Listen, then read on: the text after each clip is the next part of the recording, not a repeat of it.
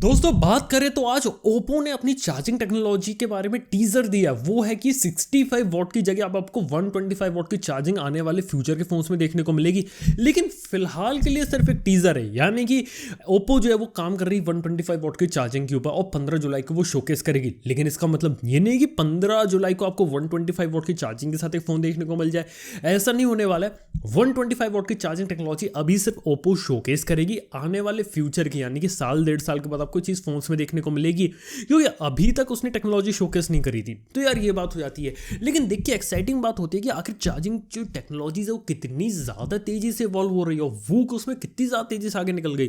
यानी कि जो कंपनीज हैं ये जितनी तेजी से इनोवेशन कर रही हैं चार्जिंग टेक्नोलॉजी के अंदर, इतना इनोवेशन हमने मतलब पहले कभी देखा नहीं था। और एक काफ़ी इंटरेस्टिंग बात हो जाती है। इवन इतना ही नहीं, आज जो आईकू है ना, आईकू कंपनी ने भी अपनी फ्लैश चार्ज टेक्नोलॉजी जो कि 120 वॉट की ना उसे शोकेस किया, और ये देख के लगता है कि वो भी काफ़ी कमाल की टेक्नोलॉजी है, क्योंकि वहाँ पे 120 वॉट का यूज़ करके लगभग 5 से 10 मिनट के अंदर पूरी फ़ोन की बैटरी को ना 100% चार्ज किया जा रहा है। जैसे बात करते हैं यहाँ पे आपको 20 वोल्ट की 6 एम्पियर जो करंट जो इतनी जो एनर्जी होती है ना वो पावर सॉकेट से लेगा। इसके बाद उसे दो पार्ट में स्प्लिट करेगा, 20 वोल्ट एट 3 एम्पियर में, वहाँ पे चार्ज पंप का यूज़ करके 10 वोल्ट एट 6 एम्पियर में कन्वर्ट होकर 10 वोल्ट एट 12 एम्पियर में कन्वर्ट होकर ये फ़ोन की बैटरी के अंदर जाएगी। और इस फोन में एक बैटरी में दो बैटरीज का यूज़ किया जाएगा जो कि एक साथ 5 वोल्ट एट 12 एम्पियर पे चार्ज होंगे। और एक 4000 mAh की बैटरी अगर 10 मिनट के अंदर चार्ज हो जाती ना, काफ़ी बड़ी बात होती है। खैर ये काफ़ी इंटरेस्टिंग चीज़ है। और फिलहाल के लिए जो ओप्पो की 65 वॉट की जो सबसे बेस्ट चार्जिंग टेक्नोलॉजी थी ना, लग रहा है उससे पीछे छोड़ने वाली है। वैसे इसका मतलब ये नहीं कि जल्दी आपको देखने को मिल जाए। मतलब 2014 में आपको वुक देखने को मिली थी, फिर 16 में जब से OnePlus 3 आया तब से धीरे धीरे पॉपुलर होना स्टार्ट हुई। और 50 वॉट की चार्जिंग टेक्नोलॉजी पिछले साल से पॉपुलर होना स्टार्ट हुई, इस साल 65 वॉट की पॉपुलर हो रही है। कहा जा रहा है कि इस बार OnePlus 8T Pro में सुपर वॉक चार्जिंग, जो कि सुपर वॉक 2.0 का ही दूसरा नाम है, 65 वॉट की चार्जिंग वही देखने को मिलेगी। तो देखा जाए तो 65 वॉट की चार्जिंग तो पुराने ज़माने की होने वाली है, आने वाला ज़माना 125 वॉट का होने वाला है।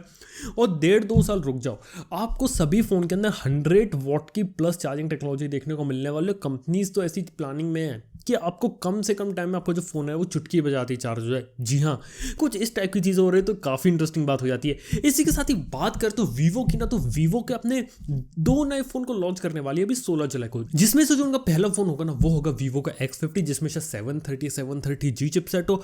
X50 Pro में आपको देखने को मिलेगा स्नैपड्रैगन 765 जी, और इंडिया में आने वाला पहला फ़ोन होगा इसमें आपको स्नैपड्रैगन 765G हो। लेकिन ये वीवो की X सीरीज़ है, सस्ती नहीं होने वाली, क्योंकि इसके अंदर आपको थोड़ी इनोवेटिव टेक्नोलॉजी देखने को मिलेगी, जैसे गिम्बल स्टेबलाइज्ड कैमरा, IMX598 नाम से एक नया सोनी का इमेज सेंसर देखने को मिलेगा। कैमरा सेंट्रिक फोन होने वाले, कैमरा पे फोकस होगा, गिम्बल कैमरा के ऊपर इसका फोकस किया जाएगा। तो उस फोन की मतलब थोड़ी ज़्यादा एक्सपेक्ट कर सकती है, लेकिन बदले में इसमें आपको काफ़ी कमाल की टेक्नोलॉजी देखने को मिलेगी। तो यार ये बात हो जाती है। वैसे इसकी प्राइसिंग थोड़ी सी ज़्यादा होने वाली है, और प्राइसिंग के बारे में थोड़ी देर से बात करते हैं, क्योंकि इस साल क्या है कि आपको सभी फोन्स की जो प्राइसिंग है ना वो ज़्यादा ही देखने को मिल रही है। कम प्राइसिंग आज के समय में ज़्यादा एक्सपेक्ट कर ही नहीं सकते कि फ़ोन्स है ना आपको कम कीमत पे देखने को मिल जाए। मतलब थोड़ी देर में बताता हूँ एग्जैक्टली कहानी क्या है। और इसी के साथ ही जो कल जो है ना वो Realme भी लॉन्च करने वाली है। तो सबसे पहले तो Realme 6i लॉन्च होने वाला है कल, जो कि Realme 6 से कम कीमत पे आएगा और Realme 6 जैसे ही फ़ोन होने वाला है, यानी कि G90T का चिपसेट होगा। और एक फ़र्क होगा, इसमें आपको 64 मेगापिक्सल की जगह 48 मेगापिक्सल का कैमरा देखने को मिलेगा, और शायद चार्जिंग वगैरह में कुछ फ़र्क हो सकता है। 18 वॉट की चार्जिंग सपोर्ट कर रही है, तो इस टाइप की चीज़ देखने को मिलेगी। लेकिन अच्छी बात ये कि बिलो 15,000 कीमत में एक फ़ोन आने वाला है। फिर भी देखते क्या रहता है। और कल जो है ना वो Realme C11 का भी लॉन्च होने वाला है, तो यार ये बात हो जाती है, तो ये भी काफ़ी इंटरेस्टिंग बात रहेगी। इसी के साथ ही कल जो है ना वो Realme अपने 30 वोट के डार्ट चार्जर यानी कि डार्ट पावर बैंक्स को भी रिलीज़ करने वाली है। मतलब मैं आपको बता देता हूँ, अभी क्या होता है कि आपको मैक्सिमम 18 वॉट की चार्जिंग देखने को मिलती है पावर बैंक्स के अंदर। अभी क्या है कि Realme नए पावर बैंक लाने वाली है, और वो Realme की जो नई चार्जिंग टेक्नोलॉजी है डार्ट उसे सपोर्ट करेंगे। यानी कि अगर आपके पास Realme का फ़ोन है, ओप्पो का फ़ोन है, इवन OnePlus का फ़ोन है, तो उनके साथ भी कंपेटिबल होगा, और ये आउटपुट है ना 20 वॉट और 30 वॉट दोनों को सपोर्ट करेगा। लेकिन अगर आपके पास फ़ोन है Realme X2 Pro या Realme X50 Pro, तो उनमें 50 वॉट और 65 वॉट की चार्जिंग देखने को मिलती थी, तो इन्हें सपोर्ट नहीं करेगा। लेकिन अगर किसी पास OnePlus 8 Pro है, OnePlus 7 Pro 7T, ये सारे फोन्स है ना, तो उनके लिए one of the best power bank हो जाते हैं। यानी कि 30 वॉट का जो आउटपुट है ना वो इसे सपोर्ट करेगा, क्योंकि जो डार्ट है वूक है, वॉप है, ये सारी टेक्नोलॉजीज है क्या, लेकिन सबके नाम अलग है और सब एक दूसरे के साथ कंपेटेबल होती है।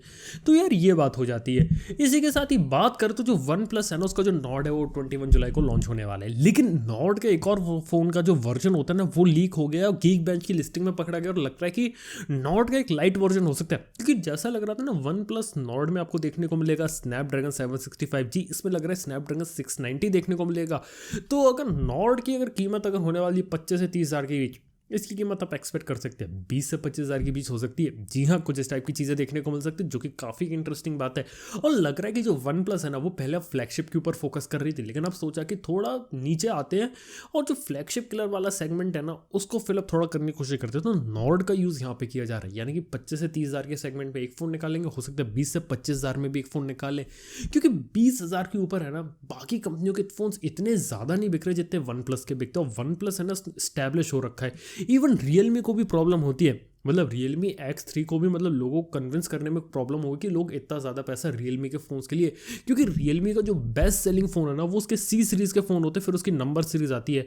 इतने महंगे phones X2 Pro X50 Pro इतने ज़्यादा लोग लेते ना पसंद नहीं करते। शायद यही एक रीज़न हो सकता है कि अब 20 हज़ार के ऊपर का जो पूरा सेगमेंट है ना धीरे धीरे वन प्लस अब उस पर कब्जा करेगा। तो यार ये बात हो जाती है। और इसी के साथ ही जिसकी मैं बात कर रहा था प्राइस हाइक के बारे में, तो एक बात बता देता हूँ। सबसे पहले बात करता हूँ Realme X50 Pro की। ये जो फ़ोन है ना 12 बजे आज फ्लिपकार्ट पे मिला। इसकी जो सेल्स है ना बहुत ही कम हुई है जब से लॉन्च हुआ, और बहुत ही कम सेल्स में आपको देखने को मिला है, सच बात बता रहा हूँ। और बहुत ही कम लोगों ने इसे परचेज़ किया है। और अगर 4 महीने का टाइम अगर कोई कंपनी ले रही है ना तब से लेके अभी तक तो उसकी ओपन सेल मिलनी चाहिए। और लॉन्च जिस प्राइस पे होता है ना तब से लेके इसकी प्राइस है ना 2000 रुपये बढ़ भी चुकी है। जी हाँ, इस टाइप की चीज़ें हुई हैं। और लग रहा है कि फ़ोन कंपनीज क्या कि अभी इनिशियली कम प्राइस पे लॉन्च कर रही है, तब एक हाइप गेन करती है और उसके बाद धीरे से चुपचाप फ़ोन के प्राइसेस बढ़ा देती है। ऐसा नहीं है Realme ने ऐसा किया, Xiaomi ने भी ऐसा किया। Redmi Note 8 की बात करो तो पिछले साल 10,000 में लॉन्च हुआ था, आज तक उसकी जो कीमत है मतलब 8-9 महीनों में इस फ़ोन की जो कीमत है वो 5 बार बढ़ चुकी है। और 2500 यानी कि 12,500 रुपये आप कह सकते हो उस फ़ोन आज के समय मिल रहा है। 10,000 के हिसाब से तब वैल्यू फॉर मनी, तो 12,500 के हिसाब से वैल्यू फॉर मनी नहीं है ये चीज़। यार ये चीज़ें हो रही है। मोटोरोला वन फ्यूजन प्लस देखो 17,000 रुपये में रिलीज़ हुआ था, उसकी कीमत पहली सेल के बाद 500 रुपये बढ़ा दी, 17,500 का कर दिया।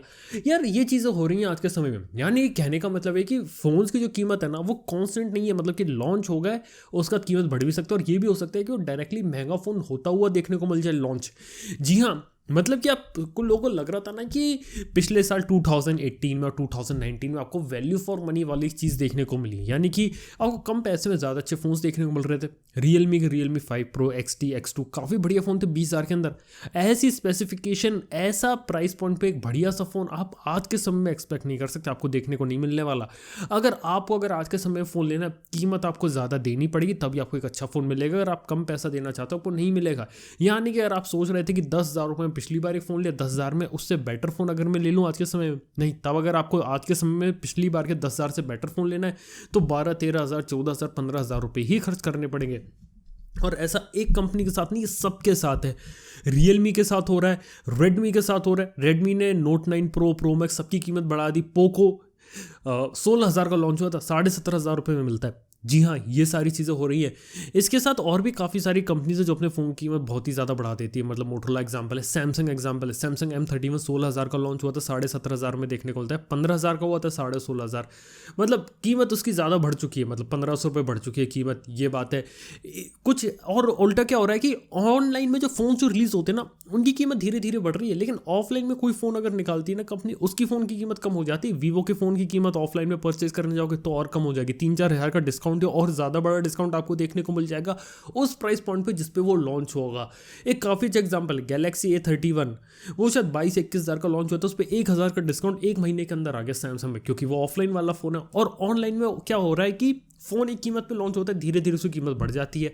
ऑफलाइन में उल्टा होता है, फ़ोन हाई कीमत पे लॉन्च होता है, उसकी कीमत धीरे धीरे कम हो जाती है। और ये आज के समय में बहुत बड़ी प्रॉब्लम हो रखी है और सभी कंपनीज़ के साथ ऐसा हो रहा है। सिवाय शायद कोई ऐसी कंपनी होगी बीच बीच में, तो उसका हो सकता है कि अपना स्टॉक वगैरह क्लियर कर रहा हो, इसलिए वो डिस्काउंटेड प्राइस में बेच रही है। शायद आईको ऐसा कर सकती है, आईको का भी अपना शायद स्टॉक क्लियर करना हो क्योंकि वो नया मॉडल लाना चाहते होंगे, इसलिए उस फ़ोन को अंदर वो डिस्काउंटेड प्राइस में बेच रहे हैं। तो यार ये बात हो सकती है, लेकिन कहने का मतलब ये कि 2020 के अंदर आप एक्सपेक्ट नहीं कर सकते आपको कम प्राइस में एक फ्लैगशिप कलर या फिर बहुत ही कमाल की स्पेसिफिकेशन देखने को मिले, जैसे आपको पिछले साल तक देखने को मिल रही थी, ना आपको इस साल देखने को मिलेगी, ना आपको अगले साल देखने को मिलेगी। हालांकि एक दो एक्सेप्शन आपको टाइम टू टाइम देखने को मिलते रहेंगे, लेकिन मेजॉरिटी जो फोन्स है ना कीमत ज़्यादा जाती रहेगी। ये भी हो सकता है कि पोको M2 Pro है, अभी शायद 14,000 रुपये का 14,000 का लॉन्च हुआ है, हो सकता है कि एक दो सेल के बाद एक दो महीने का उसकी कीमत 14,500 या फिर 15,000 का भी हो सकता है। जी हाँ, ये चीज़ भी पॉसिबल हो सकती है, इसके बारे में कोई कंफर्मेशन नहीं, क्योंकि ऐसा Xiaomi Redmi बहुत पहले से करते हुए आ रहे हैं। अपने फ़ोन को शुरू में कम कीमत पे लॉन्च करते हैं, एक महीने डेढ़ महीने के बाद उसकी कीमत 500 या 1000 रुपये बढ़ा देते हैं और क्लेम ये करते हैं कि हम डॉलर का प्राइस हो गया, GST हो गया, यार ये सारी चीज़ें हो गई। इससे अच्छा एक कॉन्स्टेंट प्राइस पर रिलीज़ करो। यार ये प्रॉब्लम एक हो रही है, जब फ़ोन की हाइप ज़्यादा रहती है ना तब फ़ोन को कम कीमत, और जब फ़ोन को सब लोग भूलने लगते हैं उस फ़ोन की कीमत साइलेंटली बढ़ा देते हैं और लोगों को लगता है कि अच्छा फ़ोन है, रिकमेंड कर रहे हैं सब लोग, तो इस फ़ोन को जाके लेते हैं और जो लोग हैं ना वो ज़बरदस्ती 1,000-500 रुपये ज़्यादा दे रहे हैं और ये चीज़ प्रॉब्लम हो जाती है। आने वाले एक दो दिन में इसके ऊपर मैं एक वीडियो बनाऊंगा, तब आपको एक्जैक्टली एक्सप्लेन करूँगा कि पीछे की कहानी क्या है। लेकिन शॉर्ट में यार ये है कि फ़ोन की जो कीमत है यार वो हद से ज़्यादा आगे निकल रही है, वो और एक के साथ नहीं सबके साथ है। खैर ये बात हो जाती है, चलिए बात करते हैं आप लोग कमेंट्स के बारे में। तो GTK का सवाल है कि why laptop processor more powerful than smartphone, why laptop processor quad core but smartphone है octa core i5 and Snapdragon 865। सबसे पहले तो जो लैपटॉप का जो कोर इंटेल का प्रोसेसर ले लो, AMD का ले लो, आर्किटेक्चर इनका अलग है, स्नैपड्रैगन का आर्किटेक्चर अलग है, एक है CISC बेस्ड, एक है RISC बेस्ड आर्किटेक्चर कंप्लीट, दोनों का काम भी अलग होता है।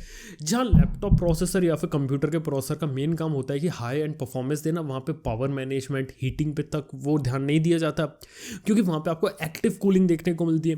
प्रोसेसर ये जो रहते हैं ना आपके स्नैपड्रैगन हो गया, एप्पल की ये सीरीज चिप हो गई, यहाँ पे आपको ज़्यादा जोर दिया जाता है कि यहाँ पे जो परफॉर्मेंस है ना उस पर थोड़ा कॉम्प्रोमाइज़ हो जाए, लेकिन हीटिंग, बैटरी लाइफ, इन सब पे फोकस किया जाता है। तो आज के समय में स्थिति है कि इंटेल के प्रोसेसर ज़्यादा पावरफुल है, क्योंकि वहाँ पे परफॉर्मेंस पे ध्यान दिया जा रहा है।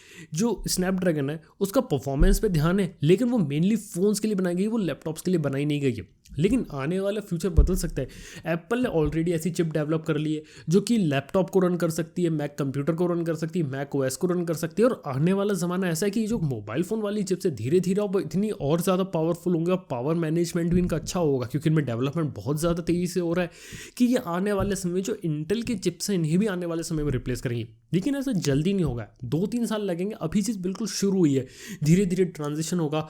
5-6 साल के बाद आप देखोगे, क्या पता स्नैपड्रैगन वाला कोई परफेक्ट लैपटॉप आपको मार्केट में देखने को मिल जाए। ये चीज़ होगी, लेकिन टाइम बहुत लगेगा।